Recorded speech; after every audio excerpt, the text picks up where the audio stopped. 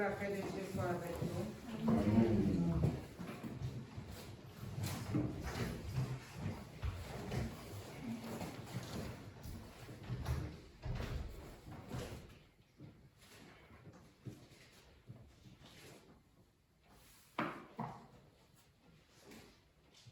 Je vais d'abord vous lire Colossiens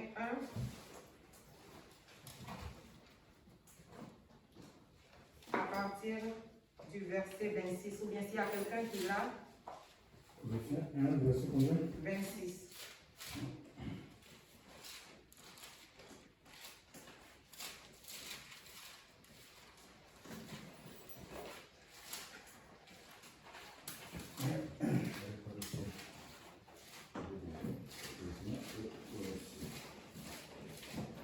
Colossiens 1, 26. Donc, il dit ceci. Les mystères cachés de tout temps et dans tous les âges, mais révélés maintenant à ses saints. Dieu a voulu leur faire connaître la glorieuse richesse de ces mystères parmi les païens. Autant,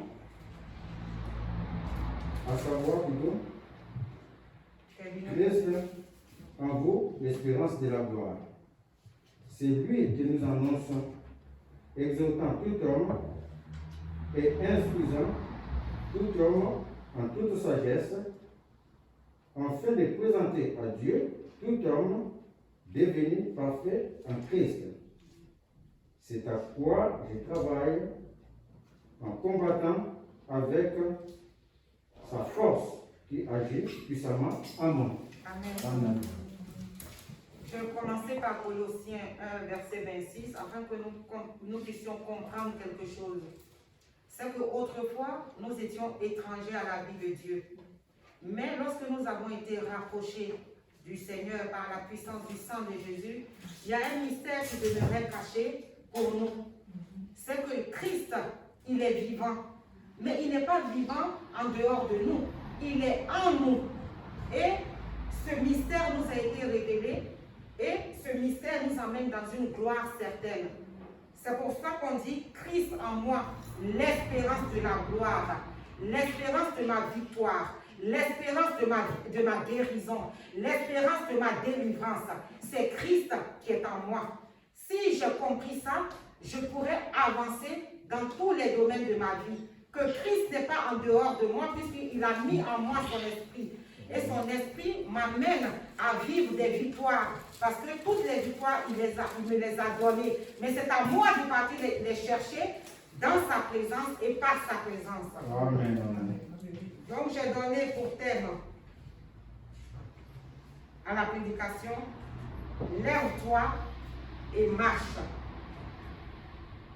Lève-toi et marche. Je prie pour cela Jean 5 à partir du verset 9.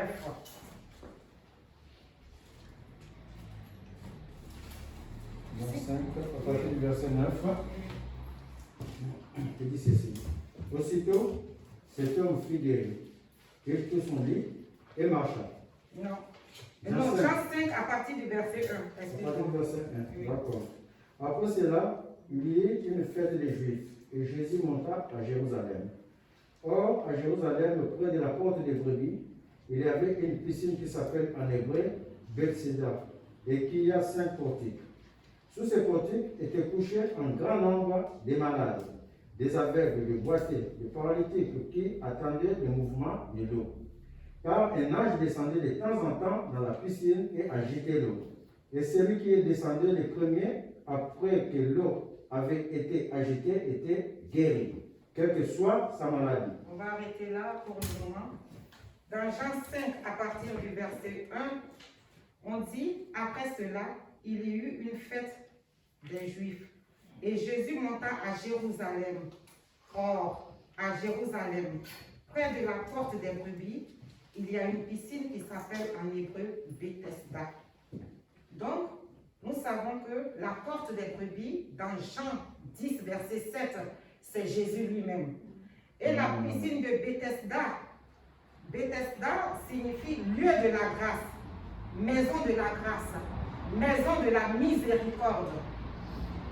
On dit que dans cette piscine, pour atteindre cette piscine, cette maison de la grâce, il y avait 5 entrées, 5 portiques.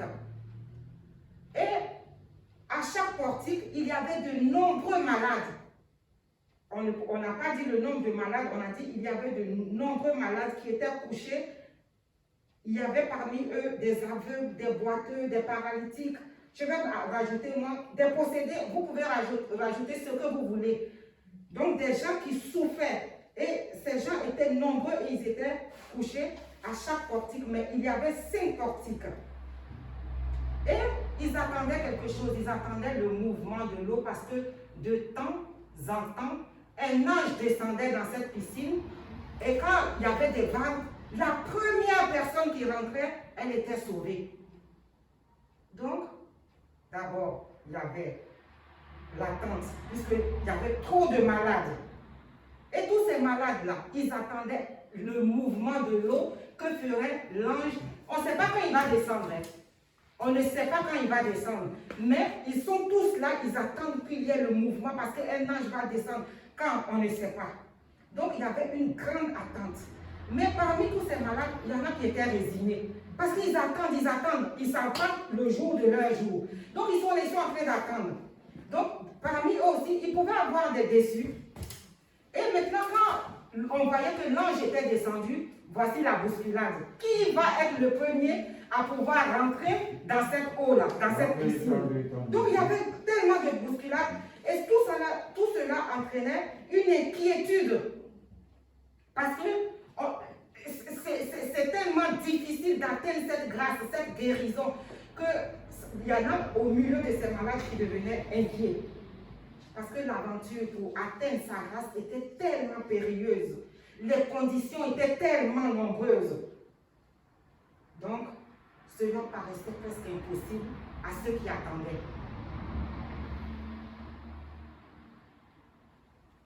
Ils étaient tellement nombreux et le nombre de portiques, on ne sait pas combien il y avait à chaque portique. Mais aujourd'hui, il y a une seule voie, un seul chemin. Les portiques, tous ces 5 portiques ont été annulés par la présence de Jésus parce que aujourd'hui, tu n'as pas besoin d'aller de tel ou tel endroit ou bien tu n'as pas besoin d'attendre telle condition pour atteindre ta grâce parce que ta grâce, elle est venue à toi et elle s'appelle Jésus. Il est le seul chemin, il est la seule vérité. Il est le seul qui délivre et qui délivre véritablement et réellement. On dit, dans la seconde partie de ma lecture, que là se trouvait un homme malade depuis 38 ans. Jésus l'ayant vu coucher, on peut continuer, on peut dire que Jésus, parmi tous ces malades-là, Jésus a vu cet homme couché. Mais la question que je me suis posée, je me suis demandé, mais on dit Jésus l'ayant vu coucher et sachant qu'il était déjà malade depuis longtemps, lui dit. Je me suis demandé, je me dis, mais comment Jésus a fait pour savoir que ce malade était là depuis longtemps? Il n'a pas choisi quelqu'un d'autre. Il a choisi ce malade-là. On dit Jésus l'ayant vu coucher. Donc Jésus l'a vu affaibli. Jésus l'a vu dans sa souffrance. Jésus l'a vu dans son incapacité. Jésus l'a vu, il a vu qu'il était désespéré et résigné. Jésus n'a pas choisi quelqu'un d'autre. Il est venu vers ce malade. Donc c'est Jésus, lui, qui a cherché ce malade. Comme nous étions dans le monde. Il y en a qui partaient chez les féticheurs. Il y en a qui partaient chez les sorciers. Il y en a qui faisaient des choses impossibles à raconter devant le monde, devant des gens bien pensants. Parce qu'ils en ont tellement fait. Mais aujourd'hui, Jésus dit qu'il est le seul chemin, il est la seule vérité, il est le seul qui puisse te délivrer et te délivrer véritablement. Donc, ce n'est pas toi qui cherches Jésus, c'est Jésus qui te cherche comme il a cherché ce malade. Amen. Et lorsqu'il a trouvé ce malade, il l'a identifié, il l'a localisé. Au milieu de tous ces malades-là, il est venu vers un seul malade qu'il a identifié, qu'il a repéré, qu'il a localisé. Aujourd'hui, si tu es dans une situation difficile et que tu ne sais plus comment faire, Jésus est venu jusqu'à toi. Si tu es assis dans cette salle-là, si tu as quitté ta maison pendant il pleut, il fait froid, il y en a qui n'ont pas voulu se lever à cause du temps. Si toi tu t'es déplacé et que tu es venu en ce lieu, ce n'est pas par ta propre force, c'est parce que Jésus avait quelque chose à te dire en ce matin. C'est lui qui t'a fait lever. Parce que comme papa vient de le dire ce matin, il y en a qui ne se sont pas levés. Il y en a hier, ils bavardaient, ils rigolaient avec leurs petits-enfants. Ils étaient dans la joie. Ils sont partis, peut-être qu'il marchait ce monsieur, peut-être qu'il était assis ce monsieur, peut-être qu'il se couchait pensant que le lendemain il allait se lever ce monsieur. Mais voici que il n'est plus. Il n'est plus. Croyait-il en Dieu? Avait-il rencontré son sauveur? Nous ne le savons pas. On n'a plus le temps. On n'a plus le temps. On n'a plus le temps. Le temps est avancé. Le temps est avancé. Pendant que tu es en train de faire tes babouilles, pendant que tu es en train de tourner en rond, quand on te parle de Dieu, tu dis non, non, non, mais Dieu, oui, il est, on ne l'a jamais vu. Depuis longtemps, on parle de Dieu, mais moi je crois en Dieu. Hein. Et ce sont ces personnes-là qui disent qu'elles croient en Dieu. Elles peuvent te parler de la Bible de long en large. Mais elles ne connaissent pas Dieu. En vérité. Mais aujourd'hui, Jésus te dit, est-ce que tu veux être guéri? On dit, lorsque Jésus a demandé à ce malade, veux-tu être guéri? Voici ce que le malade lui répond. Il dit, je n'ai personne pour me jeter dans la piscine quand l'eau est agitée. Et pendant que j'y vais, un autre descend avant moi. Et donc, il ne peut pas accéder à sa bénédiction. Moi, je ne sais pas si ce malade était paralytique. Mais quand je lis la suite de ce chapitre, on dit, Jésus lui a dit, prends ton lit et marche. Donc je pense qu'il était paralytique parce que Jésus n'a pas dit que tes yeux voient. Il a dit, prends ton lit et marche. Prends ton lit et marche. Donc je me suis demandé, j'ai dit, mais s'il était paralytique, ça veut dire que pour arriver à cette piscine-là, il n'est pas venu de lui-même. Il y a des gens qui l'ont porté et qui l'ont amené sous un de ces portiques-là. En vérité, en vérité. Mais quand les gens là, quand ils l'ont déposé sous un de ces portiques, ils ont vu que le temps est en train de passer. Au départ, ils étaient avec lui. Hein. Ils étaient compatissants, ils étaient là, ils comprenaient sa situation. Au départ, ils étaient avec lui. Mais quand ils ont vu un an passer, il y en a qui sont restés 2 ans. Ça commence à diminuer. Ceux qui l'ont amené, le nombre commence à s'amenuiser. Parce qu'il commence à être fatigué. Mais c'est quelle maladie qui ne finit pas là? C'est quelle souffrance qui ne finit pas? C'est qu'elle je cherche du travail, depuis là tu ne trouves pas du travail. C'est de ta faute. Donc le nombre commence à s'amenuiser jusqu'à ce que le malade il se trouve maintenant seul face à sa situation. Qui n'a jamais vécu ça? En tout cas, moi je sais que je l'ai déjà vécu. Des fois, quand tu as un problème, les gens sont autour de toi. Mais quand ton problème dure dans le temps, tu te retrouves face à toi-même. Il n'y a plus personne pour t'aider. Et c'est là que Jésus vient et trouve ce malade. Il lui demande, veux-tu être guéri? Jésus ne lui a pas demandé ce que tu as fait. Qu'est-ce que tu as fait? Pourquoi tu es là? Jésus lui a posé une seule question. Veux-tu être guéri? En principe, quand on te dit, veux-tu ça? Tu dis oui ou non. Or, lui dit, non, je n'ai personne pour me jeter à l'eau. Lorsque l'eau est à... Jésus t'a pas demandé d'argumenter. Il dit, on a dit plus haut, Jésus savait la condition de cette personne. Ce n'est pas lui qui lui a dit. Mais Jésus connaissait la condition de cet homme. Donc Jésus lui pose seulement une question. Veux-tu être guéri? Tu es peut-être dans ce cas. Toi qui te trouves ici aujourd'hui. Peut-être que tu aimes Dieu. Peut-être que tu attends certaines choses de lui. Peut-être que tu as fait des efforts. Toi, tu crois que tous tes efforts sont demeurés vains. Mais Jésus te dit aujourd'hui que ta persévérance seulement payera. Ta persévérance payera. Amen, amen, amen, amen. Ta persévérance, elle va payer. Amen. Parce que Dieu, il n'aime pas ceux qui commencent et puis ils se retirent. Tu commences bien et puis tu vas finir mal. On a vu ça pour Salomon. Hein. Il a bien commencé, mais il n'a pas fini. Jésus a eu compassion de cet homme. Il lui a dit, prends ton lit et marche. Le monsieur, il n'a pas réfléchi. Il a pris son lit et il a commencé à marcher. Il a fait quelque chose que souvent les chrétiens ne font pas. Il a seulement obéi. Il a seulement obéi à une injonction de Christ. Prends ton lit et marche. Il n'est pas resté sur le fait que, oui, moi j'ai déjà fait ça. Hein. Oui, toi, tu me dis de faire comme ça, mais moi je l'ai déjà fait, ça n'a pas marché. Ce jour-là, son cœur disposé, il a fait ce que Jésus lui a dit de faire. Cet homme-là, il ne connaissait pas Jésus, mais il lui a obéi.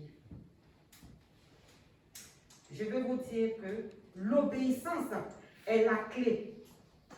Car si tu as la foi et que tu manques d'obéissance, tu ne verras pas le miracle se produire. En vérité.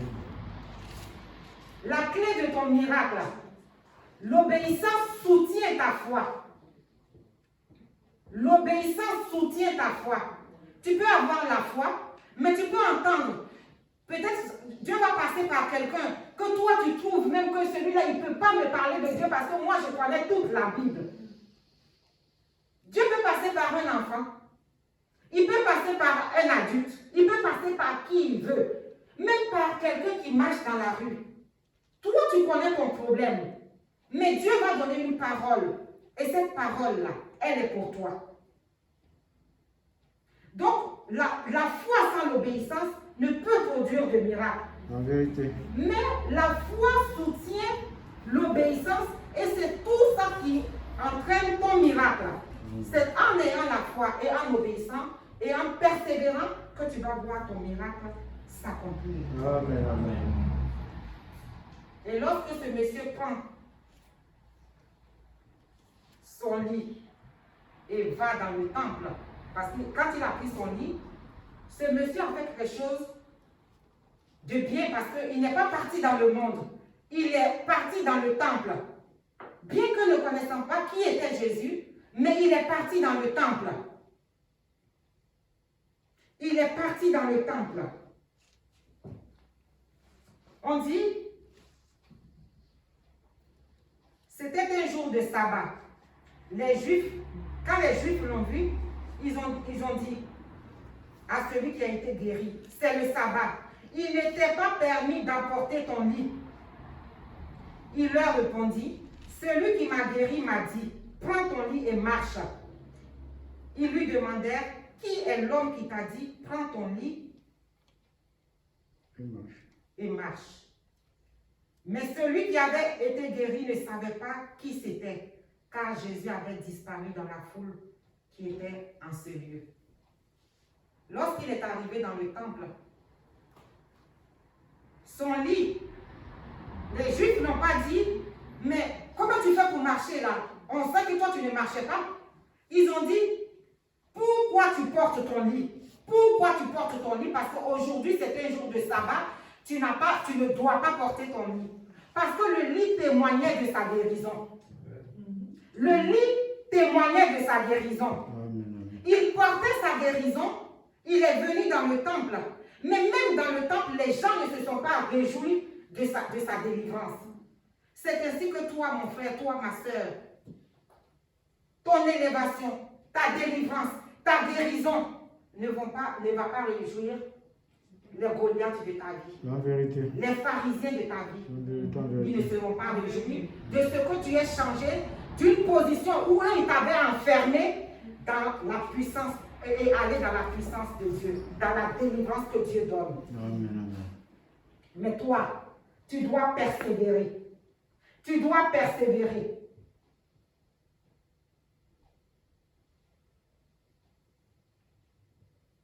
Pierre, tu peux me lire la suite, s'il te plaît. Donc, Jean 5, c'était arrêté au verset On est au verset 14. 14. Depuis, Jésus les trouva dans les temples et lui dit, voici, tu as été guéri, ne pêche plus, de peur qu'il ne t'arrive quelque chose de pire. Cet homme s'en alla et annonça aux Juifs que c'était Jésus qui l'avait guéri. C'est pourquoi les Juifs poursuivaient Jésus parce qu'il faisait ces choses le jour du sabbat. Amen. Donc, cet homme a obtenu sa guérison. Donc, si vous suivez bien, il y a eu un temps où Jésus est venu trouver cet homme.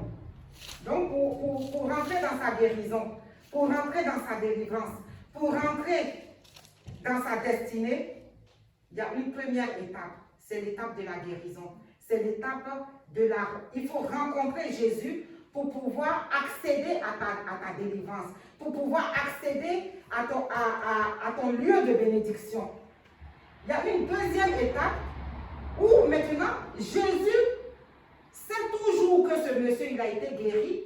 Il emporte son témoignage dans le temple et il peut témoigner même à ses frères, à ses sœurs. Regardez-moi, j'étais malade, j'étais ci, j'étais ça. Mais voici qu'un homme est passé par là, il m'a dit, prends ton lit et marche.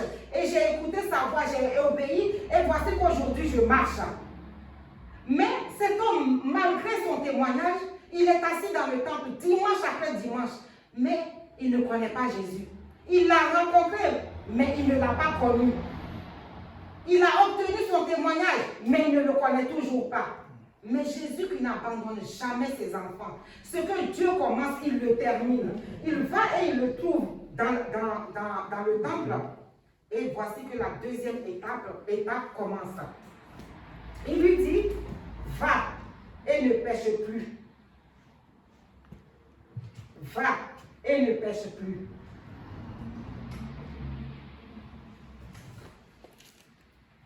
Et pour aller et ne plus pécher, il y a des conditions à remplir.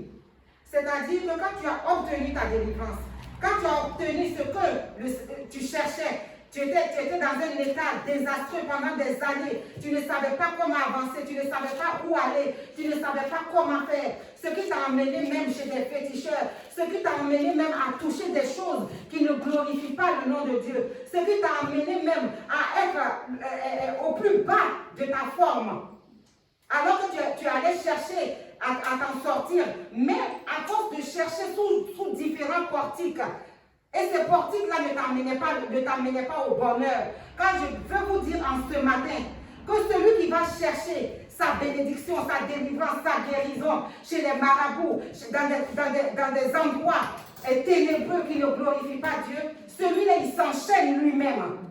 Il s'enchaîne lui-même, car la véritable délivrance. Parce que quand là-bas, tu vas avoir un semblant de guérison. Mais cette guérison-là, elle va te voler ta joie. Elle va te voler ta paix.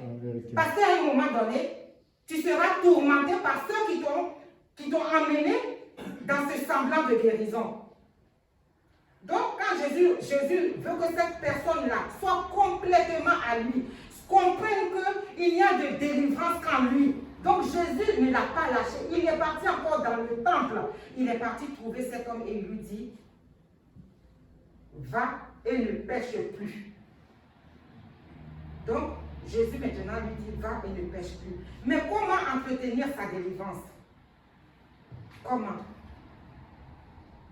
Quand Jésus le trouve et lui dit, va et ne pêche plus, aujourd'hui, on a des hommes de Dieu qui, lorsque nous venons à l'église et que nous avons des problèmes, les hommes de Dieu sont aptes pour nous dire, fais ceci, fais cela. En fait, ils nous conduisent et nous montrent comment faire pour que la délivrance que nous avons obtenue demeure. Parce qu'aujourd'hui, tu ne verras pas Jésus venir dans un temple pour te parler.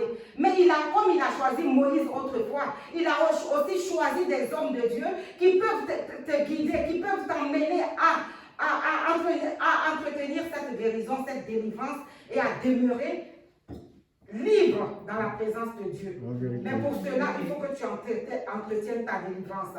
Pour cela, il faut que tu lises la parole, que tu t'affectionnes à tout ce qui est agréable à Dieu. Il faut que tu médites la parole. Il faut que tu entretiennes une relation avec Jésus. Parce que ta guérison, ce n'est pas ton miracle. Ta délivrance, ce n'est pas ton miracle. Ton mariage n'est pas ton miracle. Ton travail n'est pas ton miracle. Ta paix, là, ce n'est pas ton miracle. Ton semblant de paix, ce n'est pas ton miracle. Ton véritable miracle, c'est ta rencontre avec Jésus. Amen, amen. C'est ça ton véritable miracle. Ton véritable miracle, c'est ta rencontre avec Jésus. Jésus n'est pas une religion. Il n'est pas une religion. C'est pourquoi il faut chercher à entretenir une relation avec lui. Parce que de ta relation avec lui dépendent toutes tes autres attentes. Amen. Parce que c'est lui qui est le possesseur de tout ce que tu attends. C'est-à-dire, c'est lui qui possède ton avenir. C'est lui qui possède toutes les bonnes choses que toi tu penses vouloir. C'est lui qui les a en lui. Et quand tu entretiens une relation avec lui, il te fait connaître le cœur de Dieu.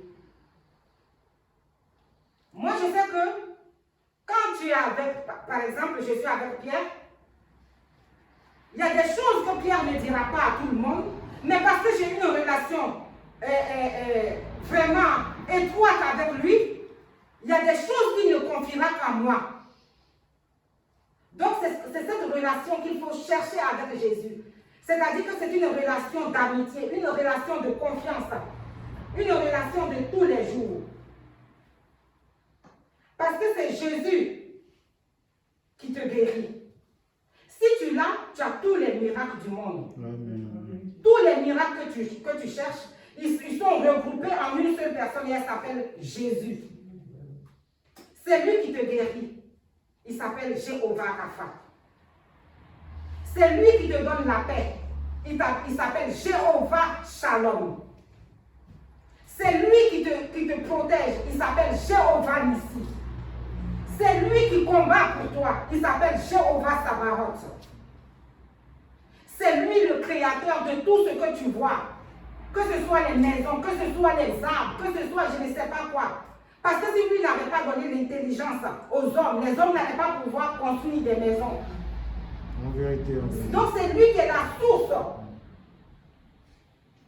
où tu dois aller puiser ta force. Dieu a plusieurs noms certainement, mais le nom par lequel il nous a démontré son amour, sa plénitude, c'est Jésus. Amen, amen. Et c'est Jésus qui nous dit que dans la suite de la lecture, il nous dit, le Père donne la vie et le Fils aussi. Aujourd'hui, ce matin, assez, ton Dieu te dit, lève-toi, prends ton lit et marche. Amen, amen. Parce que ton lit va certainement témoigner aux pharisiens, aux Goliaths de ta vie, que tu n'es plus dans le camp des ténèbres. Mais il y a quelque chose que toi tu dois faire à ces lieux. Tu dois changer ta façon de penser. Tu dois chercher et cultiver les fruits de l'esprit de Christ. Tu dois mourir à toi-même. Car là où il y a la source, il y a la vie. Et la vie de la source, elle doit nous remplir jusqu'à jaillir à l'extérieur. Amen, amen. Parce que là où Jésus est, ton comportement doit changer. Ton comportement doit changer. Parce que ce n'est pas toi qui vas partir dire aux gens, vous voyez, moi j'ai changé, hein. Moi j'ai changé, hein. Moi je ne suis plus celle que j'étais, hein. Mais les gens qui te connaissaient, tu n'auras pas à leur dire. Parce que la source qui bouillonne en toi est une nouvelle source. C'est la source de la vie. Amen. C'est la source de la paix. C'est la source de la bénédiction. C'est la source de la transformation. Parce que tu peux être dans le temple, mais tu peux décider de rester tel que tu étais. Tu as le témoignage, mais tu ne changes pas. Peut-être que tu ne voles plus, peut-être que tu ne mens plus comme avant, quand tu mentais comme moi, je ne sais pas quoi. Et puis quand on te voit venir, seulement on t'a surnommé, on dit regarde, la menteuse arrive, ou bien le menteur arrive. Maintenant, peut-être que tu ne mens plus autant, mais tu mens toujours. Mais avec subtilité, parce que là, il ne faut pas qu'on t'attrape vite, parce que maintenant tu pries. Hein. Peut-être aussi que tu étais quelqu'un qui était vraiment coléreux. Mais maintenant, tu te retiens là, parce que tu as dit à tout le monde que moi, tu sais, moi j'ai changé, moi j'ai pris. Hein. Donc maintenant, tes éclats de colère là, ce n'est plus spectaculaire. Mais quand tu n'es pas devant les gens, ce que tu fais, on ne peut pas le dire. Au fond de toi, là, tu es resté le même, fourbe, escroc, cupide, adultère. Pitié, Seigneur. Tes vieilles racines là, elles sont demeurées. Elles sont demeurées. Mais aujourd'hui, ton Dieu te dit qu'il est temps. Il est temps que tes vieilles racines pourrissent parce que tu es dans une source de vie. Il est temps que ces vieilles racines-là pourrissent et meurent afin qu'elles cèdent la place à de nouvelles racines. Amen, amen. Aujourd'hui, quand tu te tâtes, quelle est la sève qui coule en toi? Quelle est la sève qui coule en toi? Est-ce que c'est la sève de l'amertume? Est-ce que c'est la sève des plaintes? Au moins, depuis que je prie, je ne vois rien changer dans ma vie. Tout est toujours pareil. Est-ce que c'est cette sève-là qui coule en toi? Quelle est la sève qui coule en toi? Est-ce que c'est la sève de la parole de vie, c'est-à-dire la parole de Dieu qui coule en toi maintenant? Si c'est cette sève-là, les fruits de cette sève-là vont se voir. Mais il faut que tu saches, Église de Dieu, que cette sève-là, elle ne se mélange à aucune autre. Parce que si tu essayes de la mélanger, c'est toi qui vas en récolter les conséquences. Aujourd'hui, je vais te dire que cela dépend de toi. C'est toi qui dois avoir la volonté de chercher Dieu, de persévérer, d'entretenir le dépôt qu'il a mis en toi. C'est toi, ce n'est pas quelqu'un d'autre. C'est toi qui dois chercher.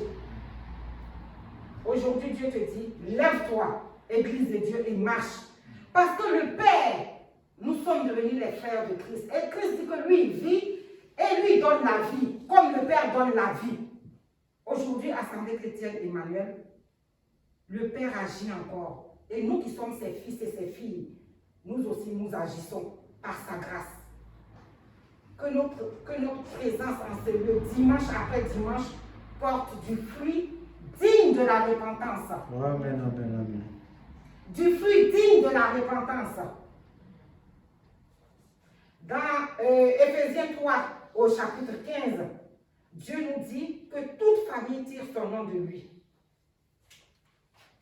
Alors, je m'adresse encore à toi, Assemblée chrétienne Emmanuel.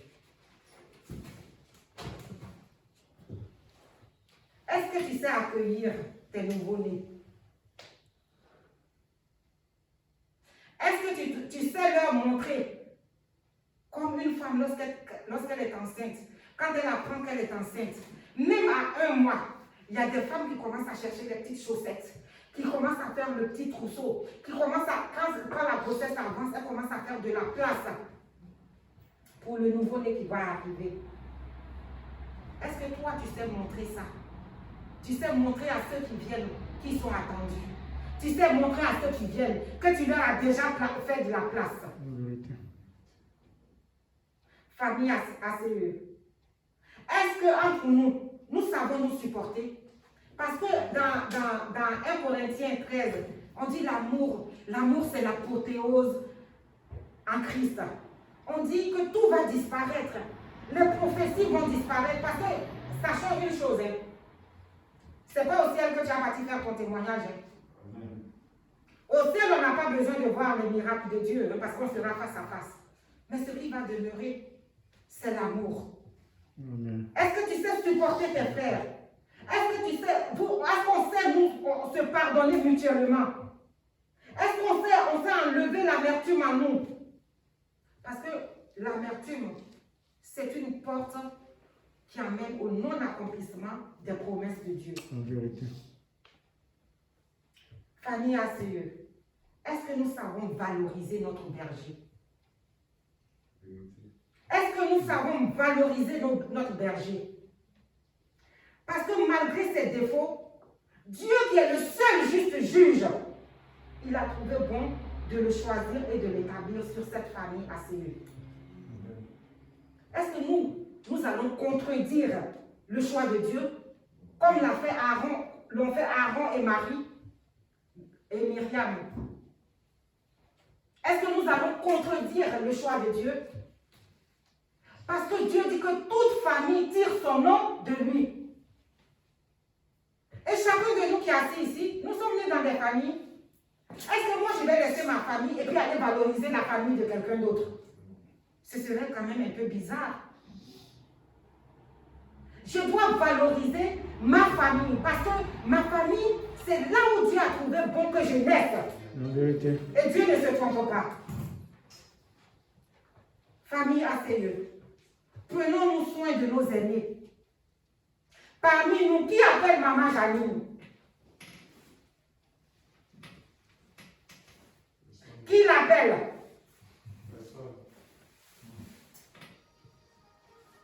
Est-ce que nous sommes brisés?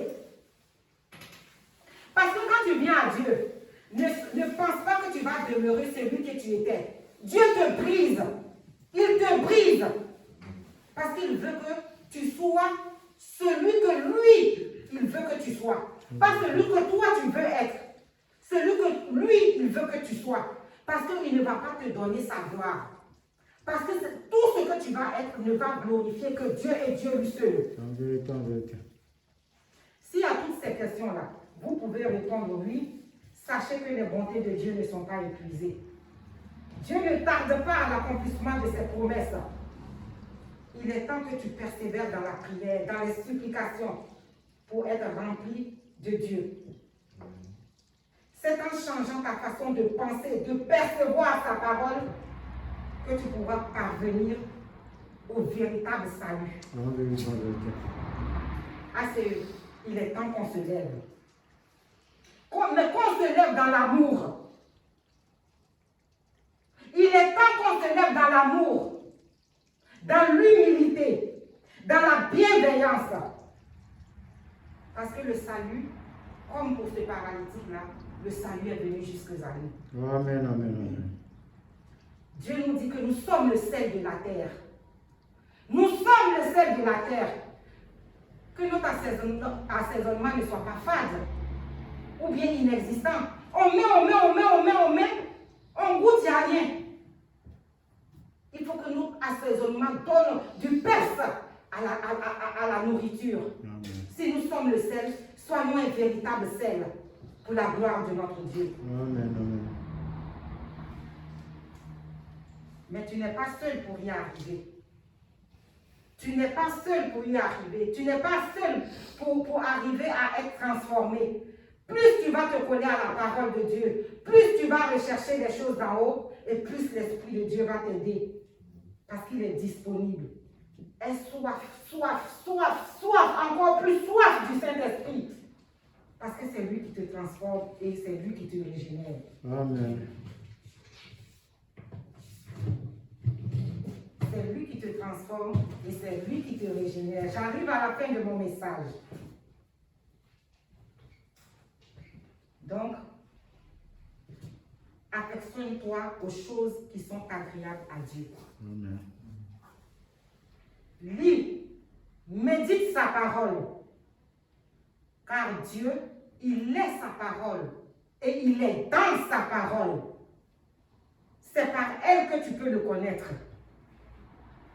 C'est par elle que tu peux entretenir une relation avec Jésus. Chante-le, adore-le, loue-le.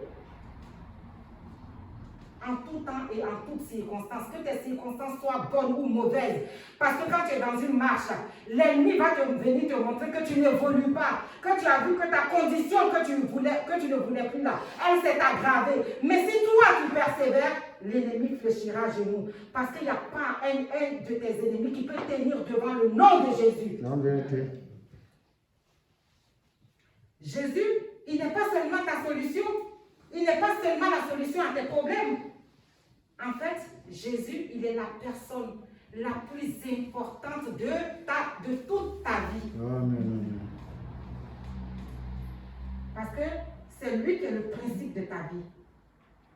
C'est par lui que tu accèdes au salut éternel. Il te connaissait. Et il te connaît plus que ton père, ta mère charnelle. Il te connaît plus que tes parents. Pourquoi? Parce qu'il est à l'origine de ta venue sur la terre. Toi qui es assis ici, des fois, il y a des enfants qui vont dire « Oh, mes parents ne me voulaient pas. Oh, mais je suis née, mais j'ai entendu dire que ma maman ne m'aimait pas ou que mon papa ne voulait pas de moi. » Ton papa ne voulait pas de toi. Ta maman ne voulait pas de toi. Mais Dieu voulait de toi. Tu n'es pas un hasard. Tu n'es pas un hasard. Et parce que tu n'es pas un hasard, Dieu sait pourquoi il voulait de toi sur la terre. Quand tu es en train de chercher, par exemple, tout ce que tu fais dans ta vie, tu te colles, tu ne réussis pas. Tu t'en vas ici, le féticheur te dit ça, mais ça ne marche pas. Tu t'en vas ici, celui-là te dit ça, ça ne marche pas. Et tu viens, tu rencontres Jésus comme ce paralytique-là.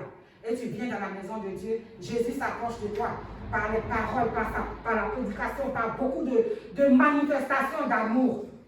Et tu t'attaches à lui. Quand tu t'attaches à lui, il commence à te révéler pourquoi ça ne marche pas pour toi. Pourquoi? Parce que lui, il est Elohim. C'est lui le créateur. À l'origine, là.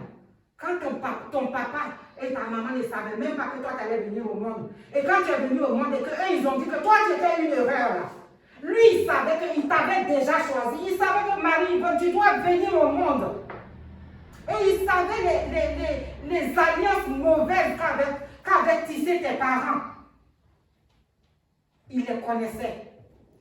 Et il t'a fait naître, il ne t'a pas fait naître dans une autre famille. Il a choisi de te faire naître dans cette famille-là.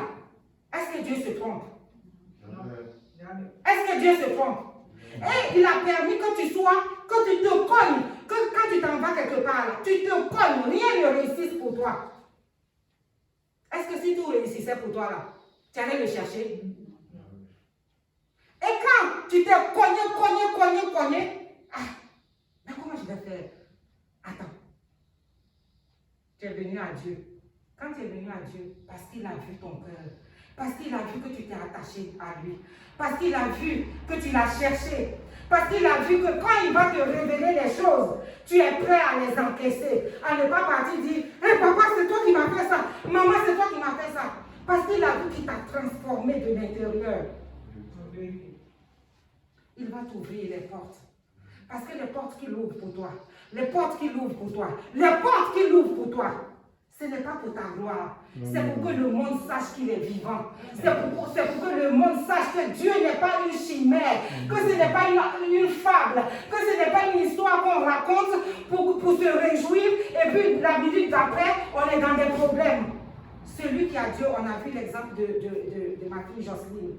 Elle a perdu, son fils a perdu son grand-père. Mais elle est venue adorer Dieu. Dans le monde, elle aurait pu faire ça. Dans le monde, ce n'est pas possible de le faire. Pourquoi? Parce que le monde va t'accuser. Le monde va te montrer, ah, le monsieur, il est décédé. Mais elle a su. Elle a su là où était sa paix. Elle a su là où était la source de sa paix. Donc, revenons à Dieu.